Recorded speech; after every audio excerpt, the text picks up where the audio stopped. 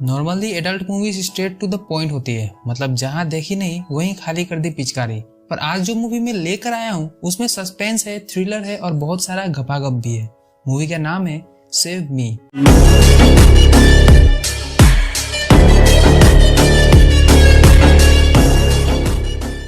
तो मूवी की शुरुआत में हम जेम्स को अपने बेटे के साथ देखते हैं जो साथ सोए हुए थे, और उठने के बाद जेम्स अपने बेटे के साथ सेविंग कर रहा था। और हम उनकी बातों से समझ पाते हैं कि जेम्स और उसकी वाइफ का डिवोर्स होने वाला है, पर अभी तक वो सेपरेट नहीं हुए, इसलिए वो अपने बेटे के साथ सेविंग करके कुछ यादें बना रहा था। जेम्स अपने बेटे को समझाता है कि भले ही वो उसकी मॉम से अलग हो रहा है, पर वो हमेशा उन दोनों से प्यार करते रहेगा। अब ब्रेकफास्ट के टाइम पर हम जेम्स की वाइफ को देखते हैं जो अपने बेटे को तैयार कर रही थी, क्योंकि आज के दिन ही वो दोनों जेम्स को छोड़कर जा रहे थे।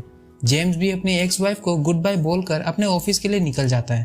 जेम्स के घर और कार को देखकर हम समझ पाते हैं कि वो अपनी लाइफ में काफी कुछ हासिल कर चुका है। ऑफिस आने के बाद उसे उसका दोस्त बार्टन मिलता है जो बताता है कि उसके कलीग रॉबिन को बॉस ने प्रमोशन दे दिया है, जिस पर जेम्स का हक था और जेम्स को इस बात से कोई फर्क नहीं पड़ता। बार्टन जेम्स को याद दिलाता है कि आज रात उसकी ब्लाइंड डेट है। असल में बार्टन जेम्स को मूव ऑन करने में मदद कर रहा था। जेम्स रॉबिन को उसकी प्रमोशन की बधाई देकर एक शॉर्ट ब्रेक पर चला जाता है। अब एंट्री होती है एली की, जो मॉल में ड्रेस लेने जा रही थी।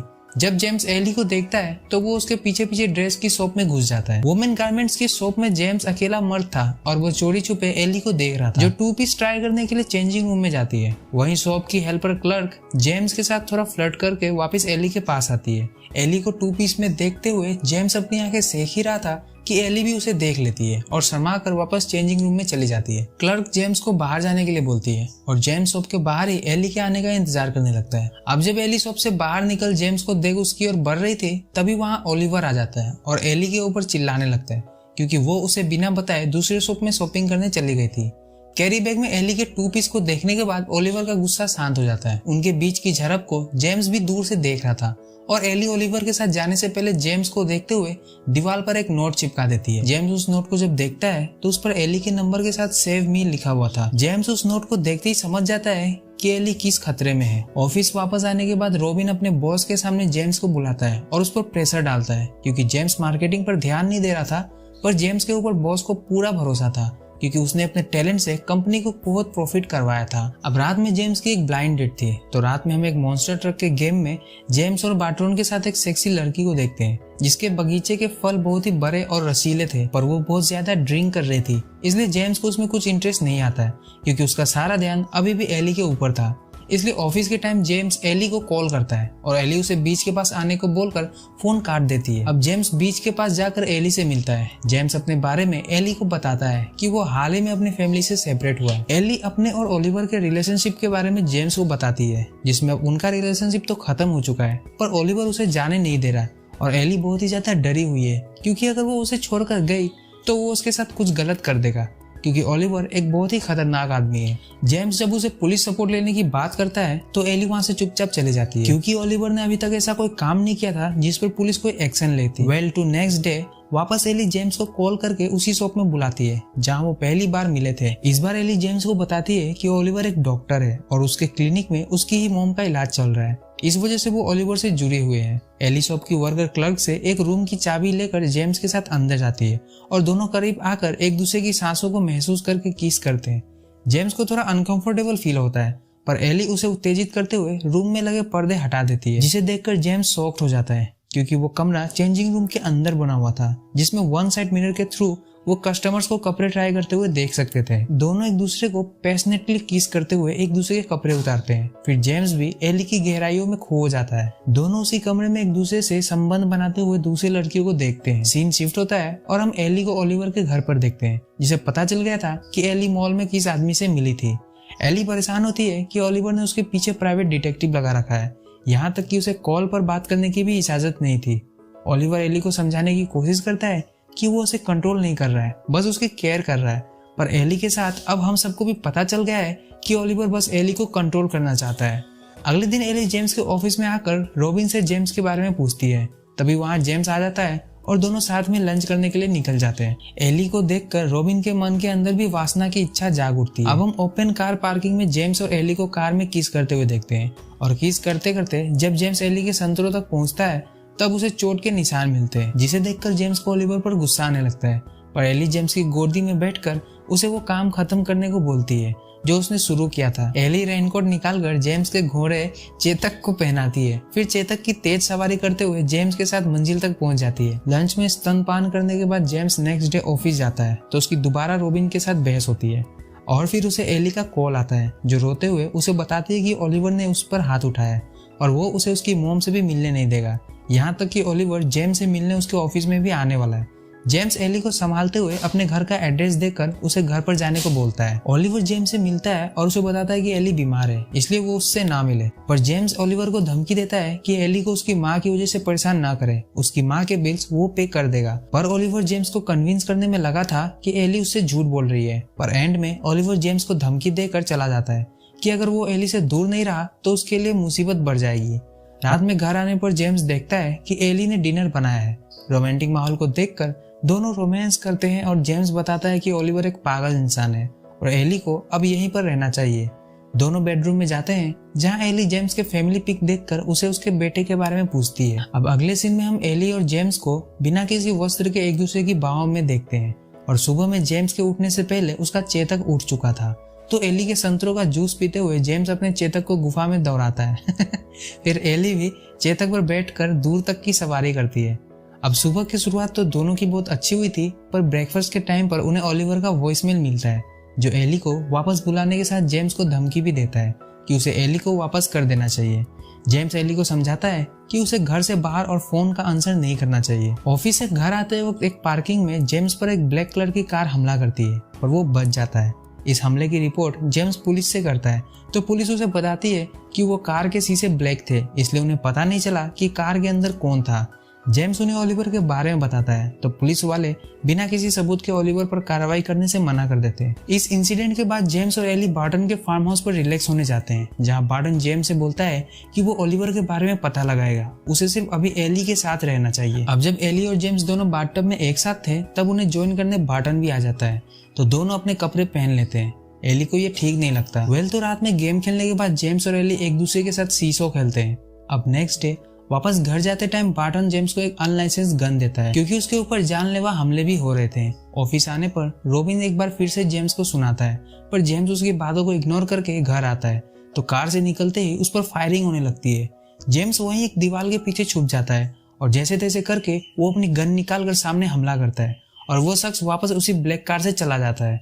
घर में आकर जेम्स एली को ढूंढता है और उसके ना मिलने पर जेम्स पुलिस वाले को बुला लेता है। तभी एली रनिंग करते हुए वहां आ जाती है। पुलिस वाले जेम्स को अपना ख्याल रखने को बोलते हैं क्योंकि उसके ऊपर किसने हमला किया है इस बारे में पुलिस को कुछ भी पता नहीं था। पुलिस वालों के जाने के बाद दोनों ओलिवर को कॉल करते हैं और जेम्स उस पर चिल्लाने लगता है कि जो वो कर रहा है उसकी कीमत उसे चुकानी होगी। पर ओलिवर बड़े ही प्यार से जेम्स को शांत करवाते हुए उसे सारी बात बताने को बोलता है, पर जेम्स उस पर गुस्सा होकर फोन कट कर देता है। अब जेम्स एली को बाहर जाने से मना कर देता है ताकि वो सेफ रहे। ऑफिस में बार्टन जेम्स को रॉबिन के बारे में बताता है कि उसने कंपनी का बहुत बड़ा नुकसान करवाया और उसने लॉसेस को बहुत चालाकी से कवर कर रखा था। यहाँ जेम्स को यह भी पता चलता है कि ओलिवर के पास कोई भी क्लिनिक नहीं है। तभी रॉबिन्स जेम्स को अपने केबिन में बुलाता है और उसे बताता है कि उसने बॉस को मना करके जेम्स को जॉब से निकलवा दिया है और जेम्स एली के काबिल भी नहीं है। यह सुनकर जेम्स रॉबिन को दीवार के सहारे टांग देता है और उल्टा उसे ही धमकी देता है कि अगर उसकी जॉब गई तो वो उसकी वजह से हुए कंपनी के लॉस को सबके सामने ला देगा। अब पार्किंग में अचानक से एली जेम्स को मिलती है जो उसे एक कॉन्ट्रैक्ट पेपर देने आई थी जो ओलिवर और रॉबिन के बीच में हुआ था। जो घाटा कंपनी को रॉबिन के चलते हुआ था उसमें ओलिवर का भी हाथ था। एली जेम्स को बताती है कि उसे ये पेपर ओलिवर के क्लिनिक से मिले हैं और वो क्लिनिक अपनी माँ से मिलने गई थी। जेम्स एली से बदतमीजी करके उसे पूछने लगता है कि ओलिवर का कोई भी क्लिनिक नहीं है तो वो मिलने कहाँ गई थी। जेम्स के रवैये को देखकर एली वहां से भागने लगती है तो जेम्स एली को पार्किंग के सीढ़ियों पर ले जाकर उसके साथ जबरदस्ती करता है। तो काम खत्म करने के बाद जेम्स एली को पकड़ रहा होता है और उसके इस बर्ताव के लिए माफी भी मांगता है।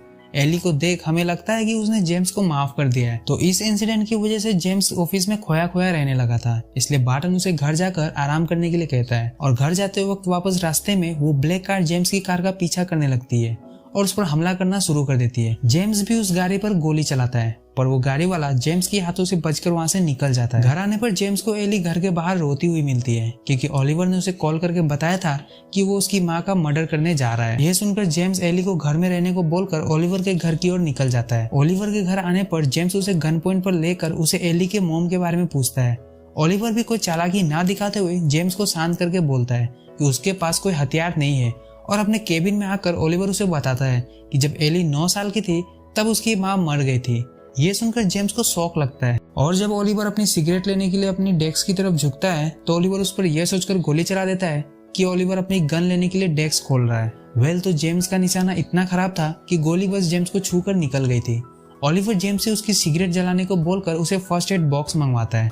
यहाँ जेम्स समझ गया था कि ओलिवर सच बोल रहा है और एली झूठ बोल रही है, और जब जेम्स फर्स्ट एड बॉक्स लेने गया तब कोई शख्स आता है जिसे ओलिवर जानता था। वो जेम्स की गन लेकर ओलिवर को 3 बार गोली मारकर उसका मर्डर कर देता है। जेम्स के आने से पहले वो किलर निकल भी गया था। अब इस मुसीबत की घड़ी में जेम्स अपने दोस्त बार्टन के घर जाता है और उसे सारी कहानी बताता है, और अब एली भी इधर गायब थी। तभी उसे किलर का कॉल आता है, जो उसे धमकी देता है कि उसने जो किया है वो उसे पता है और उसके पास उसकी गन भी है जिसके ऊपर उसके फिंगरप्रिंट है। ये सुनकर जेम्स शॉक तो था ही, पर पुलिस वाले उसके घर आ जाते हैं, क्योंकि ओलिवर के मर्डर का शक सीधा जेम्स पर गया था, क्योंकि पिछले कुछ दिनों से वही ओलिवर से परेशान था और जेम्स के पास ओलिवर को मारने का मोटिव भी था। तो पुलिस वाले के पास जेम्स के खिलाफ तो कोई सबूत ही नहीं था। तभी वापस से पुलिस वालों के सामने किलर का कॉल आता है, और इस बार किलर जेम्स को बताता है कि उसके पास उसकी गर्लफ्रेंड एली भी है, और अगर वो उसे जिंदा देखना चाहता है तो उसके पुराने घर आ जाए। पुलिस वालों को जेम्स बेवकूफ बना देता है और वो वहां से चले जाते हैं। और जब जेम्स पुराने घर जाता है तो उसे वहां एक भिखारी मिलता है। तभी अंधेरे में से रॉबिन निकलता है और जेम्स को गन पॉइंट पर लेकर उसकी गन को दूर फेंक देता है। जेम्स रॉबिन से एली के बारे में पूछता है तो उसे बताता है कि एली उसके घर में है, और जब जेम्स ओलिवर के मर्डर के बारे में रॉबिन से पूछता है तो वो मना कर देता है कि उसने ओलिवर को नहीं मारा, और वो जेम्स को इसलिए मारना चाहता है क्योंकि जो लोग उसने कंपनी में किया है उसकी इन्फॉर्मेशन जेम्स पुलिस वालों को देने गया था, जिससे रॉबिन को जेल हो सकती थी। जेम्स मौके का फायदा उठाकर रॉबिन को धक्का देकर वहां से भाग जाता है और फाइट करते हुए उसे बोलता है कि वो उसकी कंप्लेन नहीं करने गया था, पर रॉबिन के हिसाब से ये इन्फॉर्मेशन एली ने उसे दी थी कि जेम्स उसके चोरी की कंप्लेन करने पुलिस के पास गया है। जेम्स रॉबिन को छोड़कर सीधा उसके घर एली से मिलने जाता है। एली अभी भी उसे बोल रही थी कि रॉबिन ने ही ओलिवर को मारा है, पर जेम्स उसे बोलता है कि उसे पता है कि उसी ने ओलिवर को मारा है। ये सुनते एली जल्दी से जेम्स की गन उठा लेती है और जेम्स को गन पॉइंट पर लेकर उसे बोलती है कि कोई उसे कंट्रोल करे ये उसे पसंद नहीं है। उसी ने उस कार और गन से हमला किया था और उसी ने ओलिवर को मारा था, और अब वो उसे भी मार देगी, क्योंकि मर्द हमेशा औरतों को कंट्रोल करना चाहते हैं। अब एली जेम्स को शूट करती है, पर गन में गोलियां ही नहीं थी। जेम्स एली के पास जाकर पूछता है कि मेरे प्यार में क्या कमी रहेगी, और वो उदास हो ही रहा था कि तभी एली अपने पर्स से एक छोटी सी गन निकालकर जेम्स के हाथ पर गोली मार देती है, और उसके पास जाकर हेडशॉट देने ही वाली थी कि पुलिस वहां आ जाती है, जिससे जेम एली के हाथों को पकड़कर गन पॉइंट ऊपर कर देता है। हम देख पाते हैं कि पुलिस ने जेम को हिडन माइक पहना रखा था, जिसमें एली ने खुद कन्फेस किया था कि उसने ही ओलिवर का मर्डर किया। अब पुलिस एली को पकड़कर ले जा रही होती है, तभी एली एक ऑफिसर से सेव मी बोलती है, और यहीं पर ये मूवी खत्म हो जाती है। तो दोस्तों, एली मानसिक रूप से बीमार थी और इसलिए उसकी केयर करने वाले लोगों को भी उसे लगता था कि वो उसे कंट्रोल करना चाहते हैं, और उसकी ये नफरत इतनी बढ़ गई थी उसने बिना कुछ सोचे ओलिवर को तो मार ही दिया, जेम्स को भी मारना चाहती थी। आई होप आपको वीडियो पसंद आया होगा। मूवी आपको टेलीग्राम ग्रुप में मिलेगी और टेलीग्राम ग्रुप का लिंक आपको डिस्क्रिप्शन में मिलेगा। तो आज के लिए इतना ही। वीडियो पसंद आया तो वीडियो को लाइक और चैनल को सब्सक्राइब जरूर करें। तो हम मिलेंगे आपको अगले वीडियो में एक नई मूवी के साथ। तब तक के लिए गुड बाय।